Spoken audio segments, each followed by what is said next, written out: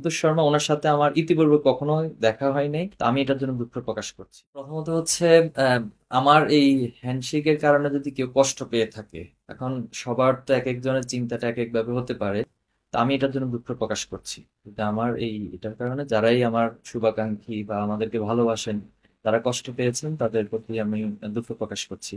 পাশাপাশি আমি একটু ব্যাখ্যা দিতে চাই, ওইদিন আসলে জামাত ইসলামের ইফতার প্রোগ্রাম ছিল। সেখানে আপনারা জানেন যে রাজনীতিবিদ, এরপর হচ্ছে বিভিন্ন ছাত্র সংগঠনের নেতৃবৃন্দ ছিল, বিশিষ্ট পেশাজীবী যারা সাংবাদিক থেকে শুরু করে সকল পেশাজীবীরা সেখানে ছিল।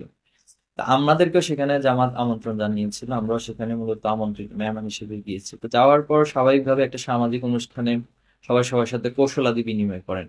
তো আমি এখানে আসলে সবাই সাথে ইতিপূর্বে দেখা হয়নি, এরকম অনেক রয়েছে। তো সন্তোষ শর্মা ওনার সাথে আমার ইতিপূর্বে কখনো দেখা হয় নাই, এবং ফোনেও কোনোদিন আমার সাথে কথা হয়নি।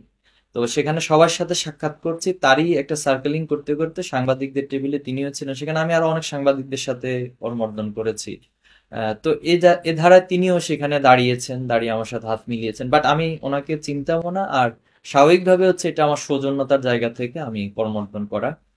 তো আসলে এটাকে নিয়ে যদি এখন একটা পক্ষ, আমরা এখানে যেটা মনে হচ্ছে আর কি, একটি পক্ষ ছাত্র শিবিরকে হেয় প্রতিপন্ন করার জন্য বা এই কাজগুলো করছেন, তো আমি তাদের প্রতি অনুরোধ জানাবো আর কি, যে যে কোনো একটা বিষয়কে একটু যাচাই বাছাই করা, বা হচ্ছে যদি কোনো বিষয়ে সংশ্লিষ্ট ব্যক্তির বক্তব্যের প্রয়োজন হয়, সেটা আমাদেরকে সরাসরি নক দিতে পারতেন যে আসলে কি হয়েছে বিষয়টি।